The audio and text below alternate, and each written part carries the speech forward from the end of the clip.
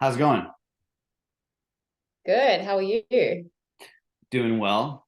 Thembi, Mariah, thank you so much for taking the time. Thanks for having us. Yeah, this is great. So where in the world are you at this very moment? We're in Ojai in California, which is where I live. And yeah, Mariah is over here staying for a couple of days. We're doing our Emocean business retreat. Excellent. Yeah. And how has said retreat been? Yeah, it's been great. So yeah, when we started Emocean 3 and a little bit years ago, we had never met. We were only Instagram friends. And then we did 2 issues and 1 year before we met for the first time in person, here in like Ojai in LA. And then yeah, it's been 2 years since we met. And so we're only getting 5 days together, but yeah, it's been great to have, the company, the biannual company retreat here in beautiful Ojai. It's wonderful that they've, that we can be here and yeah. Okay, so just to kind of keep it on the topic, I don't want to, step on some of the questions here, but how would you guys describe Ojai? Because I'm a Southern Californian, and I know that everyone talks about how like the sun sets in a different direction there, and how there's like an energy vortex and like whatever else. So like, if you can, just like speak openly to this sweat lodge called Ojai. Yeah, I guess there is word on the street that it is an energy vortex. I definitely feel very relaxed when I'm here, but yeah, it's just a really beautiful town. It's nice because my boyfriend and I moved here just before COVID, and he had the idea to move, and I was a bit like, oh, but it's not near the beach. Like it'll be a little bit more to drive, or I just didn't really get it. But then we came here, and yeah, actually living away from the ocean is really special, and living in the mountains, and then you just drive 20 minutes down to the beach. So it's kind of like, it is a little surfy, it's a little bougie, it's a little farmer, hillbilly. It's all of those things together. And there are beautiful sunsets. Yes. Wonderful. Mm-hmm. Go ahead. Yeah. Having lived in Bali for a while, and yeah, I feel like that qualifies me to speak towards energy vortexes. I've heard a lot spoken about them, but yeah, I would say that it's kind of like special where it's surrounded by ocean and it's a little bit more rural than a lot of other places in Southern California. And there also seems to be a lot of like hot springs and beautiful places to swim. Like it's the summer, and yesterday I went to this beautiful creek with a ton of beautiful water to swim. So yeah, it's definitely pretty special. Can you guys shout out either a long-standing established restaurant or a startup eatery that you think deserves some recognition? Oh, this is tricky. Rainbow Bridge. Yeah, Mariah's obsessed with Rainbow Bridge, our closest grocery store, which I love too, but I live here and I spend a lot of money at Rainbow Bridge when I should probably be going to Trader Joe's. So yeah. Yeah, Rainbow Bridge is a good treat. And I blacked out there and like left without like grabbing a couple items, and they let me come back and get them. So you blacked out there, like just spiritually you blacked out, or I just blacked out because in Bali, I live in Bali, and they don't have a lot of like fun stuff like they have in the grocery stores here. So I basically was just so excited. So yeah, they're great. They have a lot of they have a lot of good stuff. It's a little, it's a bit of a treat money wise, but Rainbow Bridge shout out. All right, so where are you both from originally? Just to mark it. I was born in New Zealand. I'm half New Zealand, half South African, and then I quickly moved to Australia when I was a baby. And so yeah, I grew up in Oz. I was raised there until I was like 19. I lived there. Right? Yeah, I was born in Maine, like rural Maine, and then went to high school on the coast. And I went and did a year exchange program in Bali as a teenager. And so I went to local school, lived in Denpasar, and I probably went to the beach like 10 times the whole year. And So yeah, I've been back and forth from Bali for like 20 years. So that's also home. So yeah. And talk about, like you said, talk about the difference between like a Kennebunkport, Maine, and whatever your description of rural Maine is. Yeah, so there's definitely two Maines. There's like four-wheeler Maine. It's like four-wheeler. I haven't, this was growing up. I haven't spent a ton of time in rural Maine recently. But it's like, yeah, growing up, it was like four-wheelers, NASCAR, snowmobiles, yeah, just spending a lot of time outside too, because in different ways, because there wasn't much to do inside. There was a lot of outside to enjoy. So I grew up on the river. My dad had a whitewater rafting company, so everyone, yeah, it was really cool. But yeah, everyone up there just had like a beautiful grasp on kind of like the outdoor world. And there was a lot of hunting. Like we had llamas, and llamas are this pack animal from South America, and they're actually raised to protect sheep, I believe. Yeah, pretty sure sheep. And we had a bunch of llamas, and one time a coyote came through town, and all the llamas jumped. We had a 10-foot fence. All the llamas, including the baby llama, jumped over the fence, and they chased the coyotes out of town. So they were gone for a couple of days. Yeah, we had no idea they could get out of the fence or anything. They jumped over the fence. They chased the coyotes out of town, and then they jumped back in their fence and resumed eating their pellets. So yeah, that's one of the highlights growing up in rural Maine. And then we used to snowmobile everywhere. You could like snowmobile to school, and during the winter, and yeah, things like that. And then yeah, the coast is like LB, Maine. Yeah, it's a little bit, it's like white Anglo-Saxon Protestant. It's kind of like a lot of like boating and old money boating and yachting, and like it's a lot of like that type of white people uptightness that like that only kind of like waspy Protestants can do. So those are kind of like the two mains. A lot of aviator sunglasses with like the hat. Oh, I don't know, Ray-Bans, like Kennedy, yeah, a lot of boating and a lot of like coded language, and it's very uptight. A lot of gin, clear alcohols. Alcohol. All right. Yeah.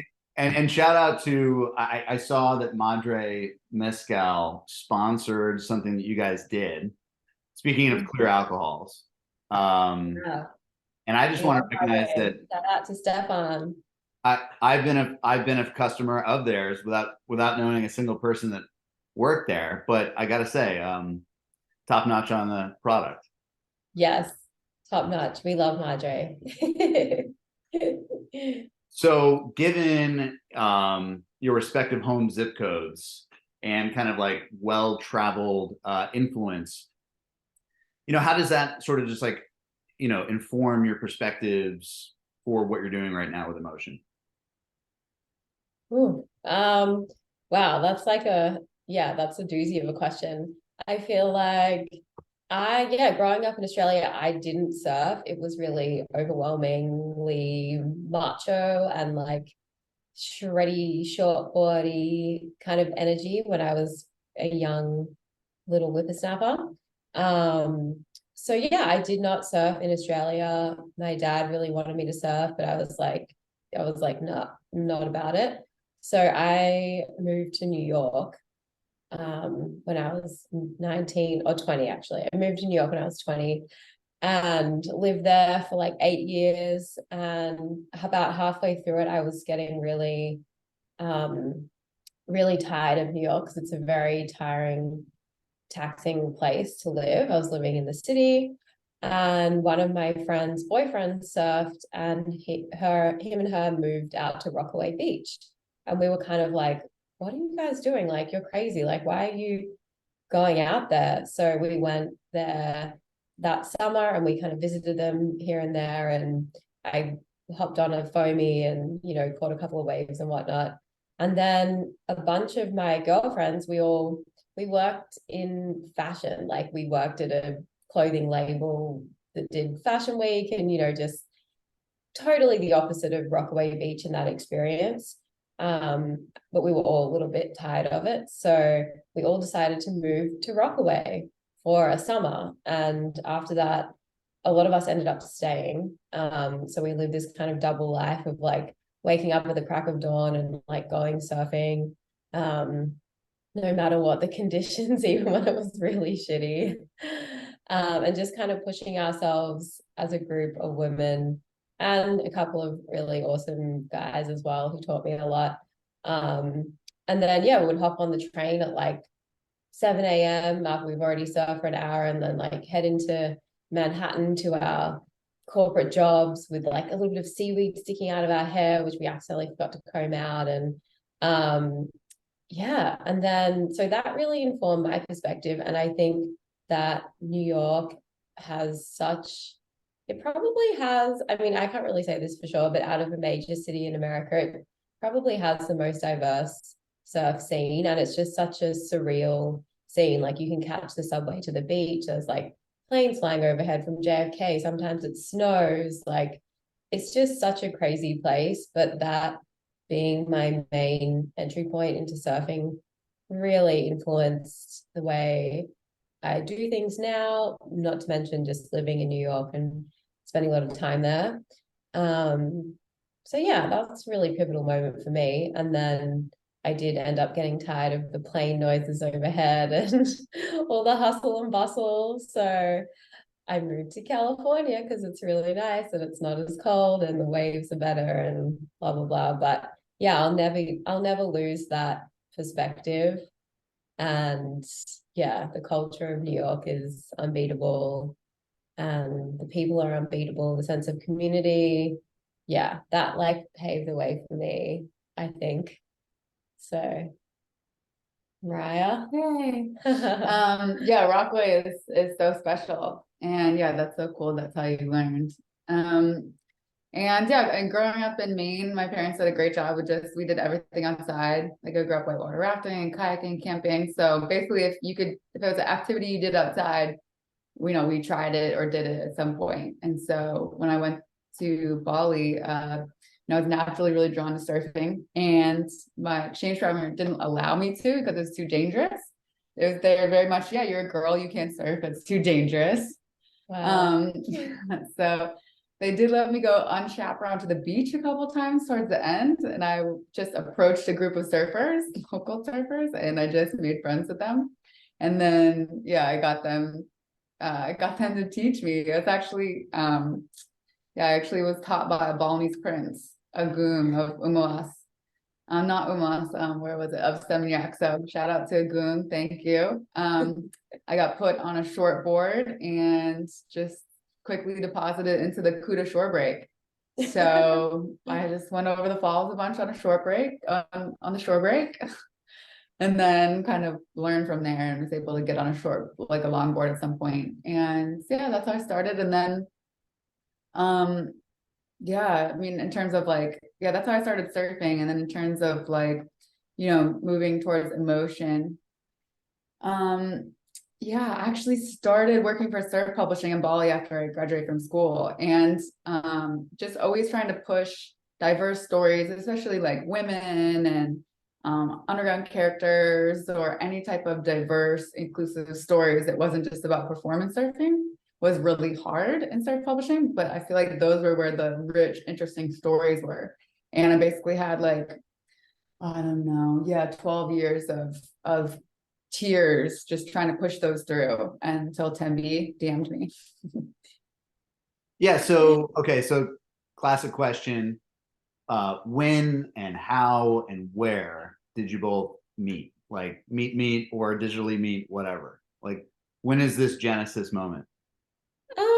I think we connected before on social. I think when you were doing the full moon surf things, we must have mutual friends. Yeah. Mariah just hit me up on Instagram, so we were Instagram friends, and we chatted like here and there. But I think there was a lot of obviously during the pandemic and the Black Lives Matter movement, there was a lot going on social media, and I remember connecting over some publication posting like a black square and saying nothing else, and I was like, okay, like why are you doing that? Like you don't even you can't even acknowledge your part in upholding mostly white perspective, basically. And like, why are you just giving this some like kind of a little bit of lip service now? Like, where is the meaning behind that, basically?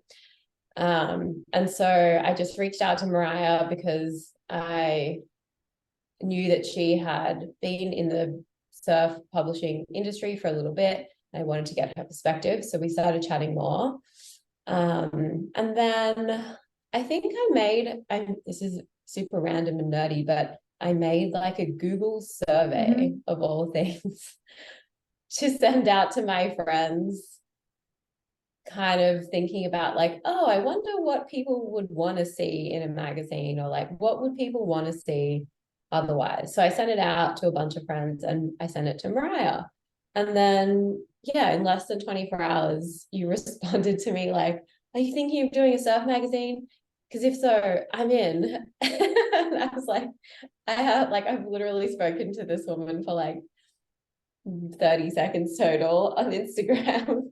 But then we had a call, and yeah, we just kind of hit it off. And I think with this project, it's been very serendipitous and things have really aligned nicely. So I'm grateful for that. Yeah.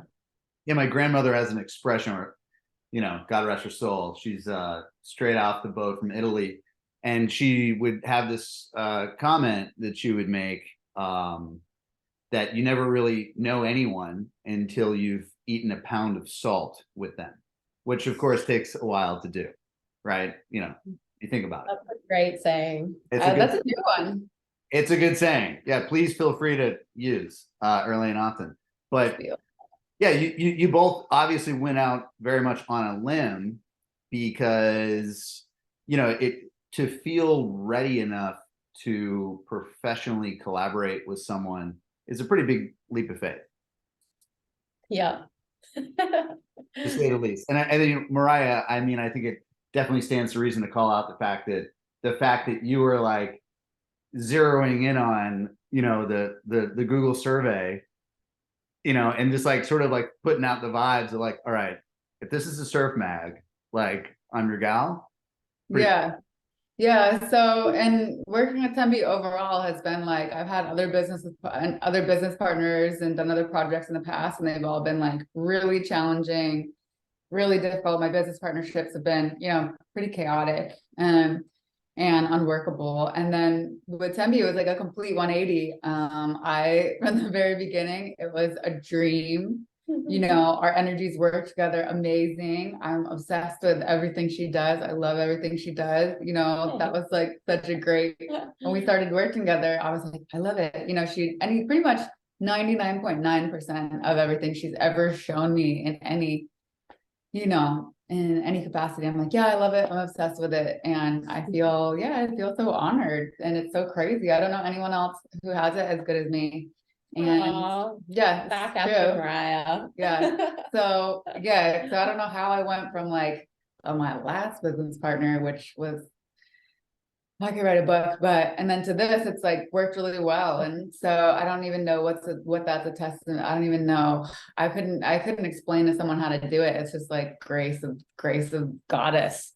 But the survey, I think, obviously she has a beautiful aesthetic, and then the survey did kind of indicate a level of kind of like nerdiness, and also great nerdiness, but also a level of kind of organization and like push and like a kind of strategic approach that complements me very well. And that kind of like structure has been really great for me. And so, yeah, I think there was an element that would have like indicated that the energies would have been right. But yeah, they've been great. I wish this type of business partnership all upon everybody. Yeah, no doubt. No, I think that goes without saying. It's like so many incredible things can happen when there's everybody, whatever the cliche remark might be, like rowing in the same direction or da-da-da-da-da. But it's incredible what kind of things can happen when people have their like hearts and minds and souls sort of pointed collaboratively. So regarding Emocean, where would you say in the world that the organization is based? Oh, where it's based? Between California and Indonesia. Yeah, Cali and Bali. Yeah. Yeah, it's been great. I've been back in Bali for a year now. And yeah, it's been incredible because there's so many incredible minds in surfing that come through, and then just having access to people like Koa Smith is like wonderful. And he was just staying at my friend's beautiful spot. And I got to connect with him, and I love the work we did together. There's the interview, photo shoot. And then, there's also all these, like my friend Jed Smith, who's a writer, who's brilliant. He does this podcast, Ain't That Swell. He's like one of the most interesting writerly minds in surfing. So all these like fascinating people in surfing are always coming through, and that does help a lot. Like Kobe Aberton is this kind of like wild figure in surfing. And I did a story about gendered violence in surfing for this next issue. And I was able to chat with him in person about it. Because, he is someone that's, for example, he's someone that's known for, his power in surfing. And, so I got to ask his opinion on this topic. And so it's really interesting to bounce ideas off of like, all these different figures from like Indonesian people from all over the world. So yeah, it's been really helpful for me personally. It's been resulted. Yeah, it's been great. So what was that interview like about power in surfing? You said share.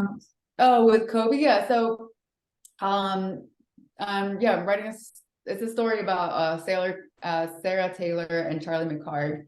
Sarah Taylor surfs for Stussy, and Charlie's this incredible filmmaker. She started off in skateboarding, and then she's doing huge campaigns for like Nike and Kylie Cosmetics and a lot of different other cool brands. And they had an incident where a guy assaulted them on the beach.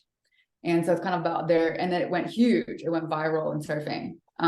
And so Stab picked it up. Stab did 3 articles, and the incident actually went public on news publications everywhere. I think there was like a Pakistani news outlet picked it everywhere, States, Europe. It went absolutely international, just this incident of violence against them by these 2 men who were Brazilian, and they were on the nightly news in Brazil for weeks. They were on like, the equivalent of like Dateline, MSNBC, and to talk about it. And so it's kind of like, why did this incident have to happen for their incredible talents to be, showcased and appreciated? So it's really about their creative work and their incredible surfing and all the cool projects that they've done, and kind of how this incident happened, and then it didn't derail them. And and it's also looking at gendered violence in surfing overall and how it's handled by the surf industry. So I'm really excited to share it. And I was able, talking to Kobe about it, I was like, I know that you've been involved in violence before. And, I would ask, I asked him what he thought about violence against women surfing and what he thought about these 2 Brazilians. So it's kind of like, it's asking about violence as someone who's familiar with violence, and familiar with like the uses of violence, and so a little bit more familiar with it. And I don't, so it's a little bit more nuanced. And so, I just remember I remember, talking to him about it at a party, and then texting him about it. And he said some really thoughtful things that I wouldn't necessarily have thought of. And he didn't want to be named, but I'll just, acknowledge that I learned, from his perspective, and really appreciated it. And I recently, he has been on a growth path, which I think has been really helpful to like Australian men. He's been doing breath work, and so he's been trying to do some things. And he definitely has some views that I don't agree with, but yeah, so that's the mix in Bali. It's not sometimes, you can get a lot of different perspectives, and there's also a lot of people that I disagree with over there, because we have very strong beliefs. But that's one of the ways that we all cross paths and mix together in Bali. So a little bit of a layup question here, given everything you just sort of said, and thank you for that. Surf media, despite all of its sort of endless activity over the years, do you think that its journalistic chops have a tendency to simply hit cruise control, and like basically you see it, surf journalism basically just play the hits? Is that kind of what you guys have seen over the years? All right, I'll speak to this one. I'll start first with myself because that's a really, really good one. And I'm gonna start first with myself because I am a surf writer and a surf journalist, and I've definitely stuck to softer things. Previously there I wasn't given an outlet to dig deeper into politics and politics and economics of things, and then social issues. And I personally, I think that there's a lot of places where I could have done better.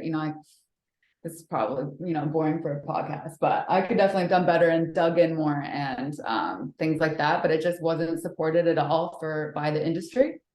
And then huge shout out to Kyle Danuccio. He's an editor on our team. He's the former editor of Surfers Journal, and he just has incredible writing and journalistic chops. And he's really helped me, especially with that piece that I just described, because it is a little bit more journalistic, and then technique and style wise, it is a little bit of a push for me. And so, he's helped me tremendously. I mean, a lot of what I've learned and how I've been able to lean more journalistically into our stories is because of him and his support, stylistically and technically. So he's a huge part of it. But it just wasn't supported. That type of writing isn't supported by the industry at all. And, I think, I don't know how he would even go about doing it, but there's so much room, and then there's of course all these incredible writers and journalists that do both, William Finnegan, of course, is an incredible reporter, an incredible writer, and writes on a variety of things. I can't even he's written incredible books outside of surfing. It's mainly what he's done. And then also Michael Adno, who we work with, has written incredible articles for a number of different prominent publications that are really contribute substantial stories and substantial reporting on things in a really big way. And there's a couple of those two people I'm really familiar with, and there are others as well that do crossover. So a big shout out to them and to Kyle. But maybe we can encourage the surf industry a little bit more, but I don't really see it happening. I don't see the trend going that way. I don't see it happening in surf media. I see it kind of a clickbait. I love the fun stuff in surfing. I love everything from the silliest meme to I love easy entertainment for sure. I'm no snob, but I don't see it trending that way in any way, but maybe I'm missing something. It kind of ties into the way that we consume information these days. Like long form print stuff that's not the usual way that people ingest information anymore. And it was this kind of limited resource, that not limited in the sense of printing, but it was published by a couple of people, and you bought a magazine and you read it, and you had TV maybe, but you didn't have social media. But now information is bite-sized and it's consumed so quickly.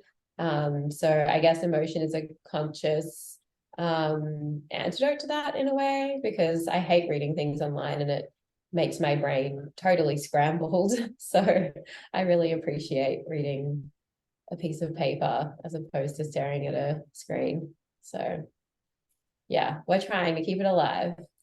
Well, and it smells good too. The magazine smells good. We've heard a lot of reports that it smells great. People open it and they're like, "Oh my God, that's me. It smells amazing." It smells like I did catch that remark in an interview with Dirt, where the feedback was that the publication itself smells nice. So you jumped ahead to a question I had, so I'll just address it here.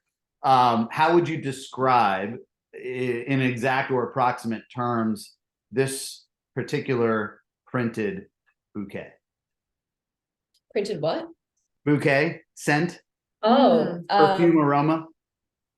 An aroma of light chemicals, light environmentally friendly inks, by the way. Water soluble. Water soluble inks with a touch of earthy paper is what I would describe it as. Yeah, and quite a bit of nostalgia too. So Nostalgia, it's like, yeah. it's like all those like inky, papery. So it's a little bit like, it's like a little earthy, little inky, little like painty, like a little like, maybe remnants of sniffing gasoline in your youth and reading books, things we used to do in the 90s.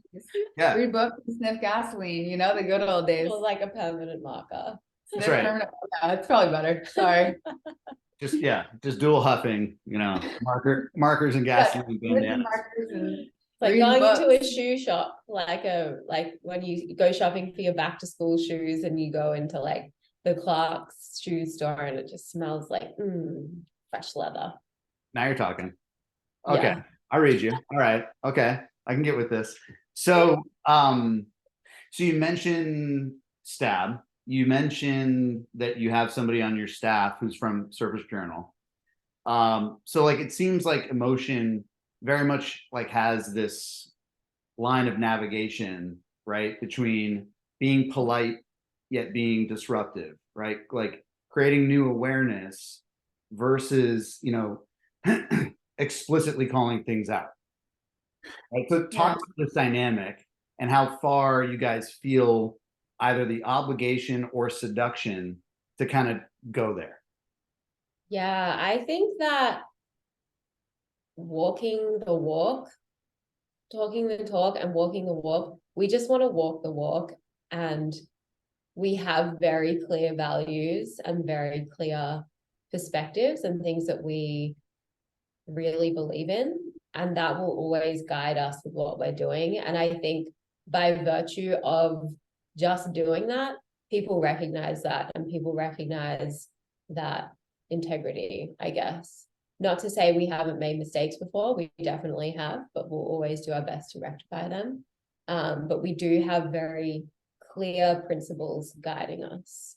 And therefore, I think, the focus for us is just to try and make a magazine, a product, as best as we possibly can, and to focus on that. Mm-hmm. Yeah, that was beautifully said. I have nothing to add. I would like to let that stand alone. I have nothing to add to that. And then, it's interesting your question. I was like, wow, it's good we're seen as polite. When you said, we're polite and thoughtful, I was like, that's beautiful, because I have a lot of, respect for the hard work that people put in. But I was like, maybe we could be more punk too. Like, I don't think we're not super polite all the time. Like, I mean, we also, the people that we interview, if they say something and they're like angry at something or annoyed, like we're not going to edit that out. Like we'll just leave it in, because that's how they feel. And we're talking to someone because we align with their views, or like we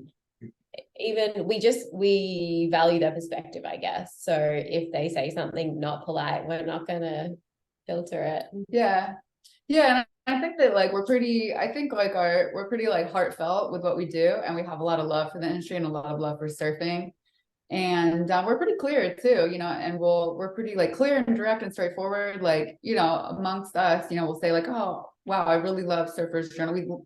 I think Teddy does too, really love the Surfers Journal covers. All their covers are absolutely phenomenally gorgeous, and every time I see one I'm like, I really love them. And then we'll be like, Surfers Journal content, like, I wish they had more diverse, diverse content and things like that. And it's like, well, they are doing a great job for their audience too.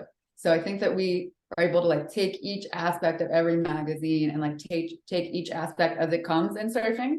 And then, if an individual comes and makes a mistake and, doesn't honor a group or anything like that, we can speak to them and allow them to, rectify it. And so I think that we have a really beautiful approach, like, with Stab is the behemoth. Stab is like, the big boy.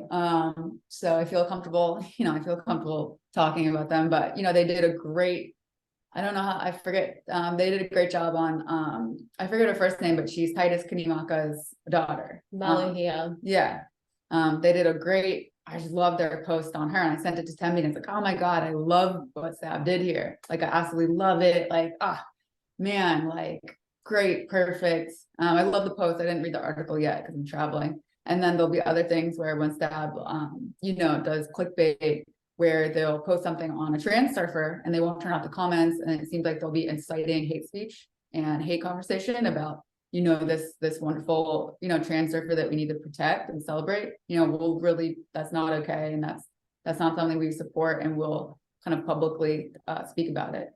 So I think, I think that we are really clear with what our values and principles are, and are happy to jump in the conversation wherever we can and contribute clarity and heart, and also, contribute, where we think that hopefully surfing should head in terms of progressiveness. And because, a lot of these trans surfers and people of color and things like this, they're so progressive, and they're like really leading the way, and there's so much in their stories and what they're doing, their thinking, and their surfing for us to celebrate and for us to learn from and enjoy. So we take it piece by piece with everybody, including publications.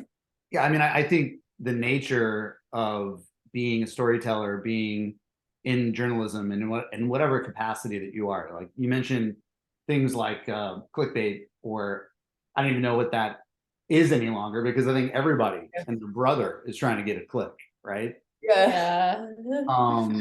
And yet at the same time, it's like there is kind of this, in journalism, I think, an obligation to be somewhat of a rebel, even if you're rebelling against the rebels. I think that many surfers would sort of consider themselves to be rebellious or nomadic, or, like herding a cat. Like they don't want to be corralled, right? Yeah, I have a strong, sorry if I'm interrupting, but the idea that like, I do give a bit of it's a bit tired, to think of like, if you surf and you travel a lot and you surf and you're late to, if you travel a lot and you surf, like that somehow now, in the 70s and 60s, 50s, 60s, maybe that was slightly progressive and getting outside of societal norms. But there's a lot of surfers that think they're progressive, and they're not at all. That is like, I'm trying to like parse out the specifics, but that's the basics. So I'll let you continue your question. So what are some of the pieces or interviews that you guys have done that you just are like really, really, really proud of, that you printed, you publicized it, and you feel like it almost didn't get enough love, so you want to kind of highlight it, a second time here? You want to go first? Yeah, go first. I think it was in the first issue. I've read everything we've ever printed like 10 times, but so we forget it. When? But it was in the first issue, and it was the women of Makaha. So during Rel Sun's era, Rel Sun is this, of course, the very well-known Queen of Makaha, Native Hawaiian woman that was this incredible longboarder and a beautiful soul. And there's also a group of women at that time who were also involved, and they were like surfing, and they were doing lots of contests for the kids. And there were these beautiful single mothers raised surfing and then raising children to surf. And they were also sponsored by Dahui at the time, where I think Dahui had started, and it was still quite core to, the Hawaiian, the Hawaiian culture had a bit of a renaissance in the 70s, where there's a lot of reclamation with the hokulea and things like that. So that had moved into the 80s. And so there's these great photo shoot of the Makaha women in board shorts. And a lot of them are like beautiful and younger. A lot of them are like, these powerful maternal figures. And that to me was like, I cried when we published it, just because I thought it was like such an important, beautiful part of Hawaiian recent Hawaiian surf history. And it was written by a woman who was from that group as well. So I was really loved that one. And then Jaleesa Vincent, I got to rewrite something I wrote about her. I was in like a grumpy mood. I was in like a bit of a phase when I wrote a version for the Surfer's Journal. and I was able to rewrite it. And anyway, she's just incredible. And I appreciate her more now since I've written it. And then Shark Girl Kim, who was this like sharker. She would like go after sharks, and she also like fostered women surfing throughout the 80s and 90s. So they would like organize their own contests because it was just unsafe for women and for girls to be around men's contests. And because they would, you know, in Australian culture, like if they had the, you know, kids contests and men's contests, like, you know, it just simply wasn't safe for young girls, like kind of emotionally and I think spiritually and physically. So she had her own contests and fostered a lot of talent that way. And including, you know, being this a great adventure. So those are just the first three. And then Benny's Club is also I loved everything you've done. It's hard to choose. That's just the first issue. Yeah. Ugh. There's a lot. Yeah, what are Cool. some of you? That's the first issue. Oh my And gosh. there's more, but Yeah, I always skew more photographically, I guess, because I do the graphics and commissioning photography, and so I'm a very visual person, but I always wind up really loving our locals segment, which we do every issue, and every issue we feature a new group of locals from a particular area, but you know, that's a very loaded word. So the goal of that segment in the magazine is to kind of turn that on its head a little bit. But one of my favorites, shout out to Brian Mitchell, who shot a group of young boys and girls in Brazil, in Rio de Janeiro. And his photography was so beautiful, and the way that he captured their story and told their story. Basically, there's a really amazing surf break right out the front of the biggest favela in Rio. And he told the stories of the kids who live and surf there, and that was really touching, and just really beautiful. And then the most recent locals we published was about a group of Black women surfers in LA. And yeah, living and surfing in LA, it can be so gnarly sometimes, and there's so many crowds and so many grumpy old dudes. Well, it's mostly old dudes. Like old people. It's like a couple of older women out there who rip. But anyways, But yeah, basically this group of women is just really changing the dynamic, and they're all community leaders in their own sense, in their own right, and just to give them an added platform. I mean, they each have their own platforms on social media, but to bring their stories together as well, and to bring their thoughts together. And yeah, just to hear their very like raw and candid take on what's it like being a local LA surfer, especially if you're not someone who, you know, if you think of a local LA surfer, you wouldn't think of a young Black woman. So yeah, these women are really doing a lot for the culture and the community, and they're just very special individuals. So yeah. Phenomenal. So I guess the culmination question here is just over the next, 12 months, what success might look like for both of you. Perfect. That's all we've been talking about. Yeah, we just aligned on our goals for 2024, and yeah, I mean, Emocean it's not like a giant moneymaker or anything, but we are trying to increase that just so that we can pay our contributors more, pay ourselves a little bit. That'd be nice. Yeah. Print more, blah, blah, blah, all those things. So this is very dry, but we're actually focusing a lot of energy on direct to consumer growth through Instagram and blah, blah, blah. And we kind of feel like, I mean, we're always going to keep pushing our creativity, our writing, our photos, our everything, but we do feel like we're in a really good groove in creating the actual product. So now we just want to make the effort to get it out there more and create some wealth abundance to keep going. Yeah. Anything I and forgot? thrive. Yeah, definitely. I think we both feel really happy and just, yeah, for me making the magazine is like a dream. And I'm just so happy. It's like everything I've ever wanted to do. And then I think we both feel better and better about the product, and we're also more solid. You know, we've got the timelines down. I'm not like, you know, for there are a couple of issues when we were starting, I didn't even know what planet. I was like, you know, I was really swimming through the timeline. And starfishing through it. But yeah, now, you know, we feel really comfortable and confident in our partners. We have these incredible merch partners.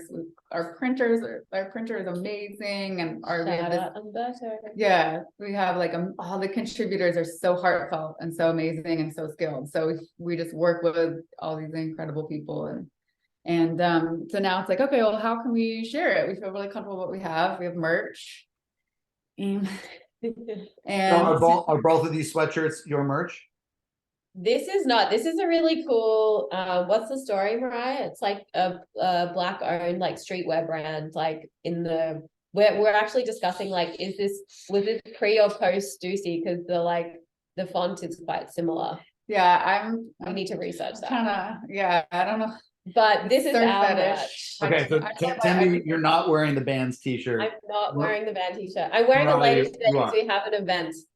But I designed that, so. Thembi designed this. So yeah, we have merch and we're super happy with the product, and it continues to improve. And now we just gotta share it and share it and grow it. And yeah, you know, and what we talked about this week too, is like Emocean is not niche at all. It's probably the least niche of all the surf magazines out there, but we're smaller. But I think we appeal to, you know, the widest range of people. We have art, culture, design, politics, social issues, environmental issues. I think, you know, one of my fetishes is like doing something for everyone. Definitely not making everyone happy, but think that there's something that like anyone, if they pick up an issue, I think most people will like. So, you know, being able to share it and create abundance, and the ability for us to, you know, comfortably devote more to the magazine and be able to serve our community better. Yeah. Well, phenomenal. I mean, I definitely I think everyone who looks at what you're doing gets the genuine nature of it. The spirit of it comes through, you know, buzzword alert, but like very authentically. And I think that there's like a notion of, you know, being unapologetic about where you want to take things. That's also like super refreshing and inspiring. So, you know, I want to sort of just pay a big ups to both of you for getting together and making something happen in the world for real. Thank you. It's been fun. Yeah, it's been great. Yeah, and it's only going to be more fun, I think. Yeah, it's gotten better and better. Like I remember, so one of my friends is an incredible, does magazines, and he's like, oh, it gets harder after the first one. Because I guess the first one you have like a lot of fresh ideas and stuff. Yeah, the first one was so hard, and it's just gotten easier and easier. It's gotten way easier. And there's some fears that, you know, I'm like, oh, you know, there's like a little bit of like, oh, well, there's enough story. Like we have more, like we're basically pushing stories, because we're like, oh, we're kind of full in this issue, so we'll push it to next. Yeah. So we're good. Yeah, we like each issue, like the content richness just goes, you know, it kind of like it'll do, you know, it'll be different each issue, but I feel like it's just getting richer, or stays the same, or it's been great. There's lots of the big world with lots of great stories. Who knew?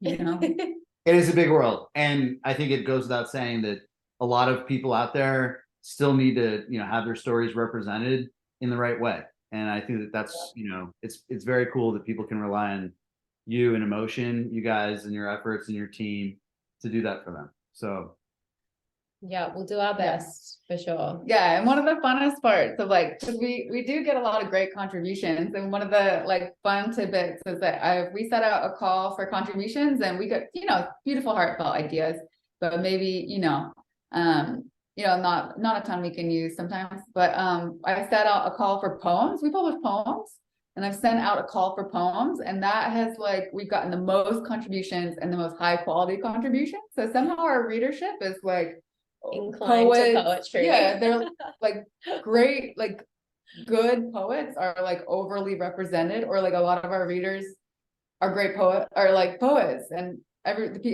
almost all the poems that have been contributed have been lovely and like masterful and like good. So I was also like completely surprised and delighted.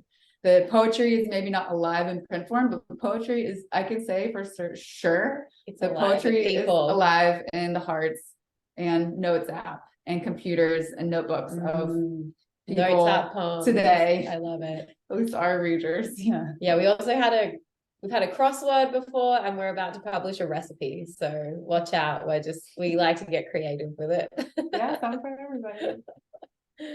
Well, thank you so much to you both for taking the time, especially during your all important once a year retreat. So I would welcome you guys back onto the CKTH pod again sometime in the future, whenever you like.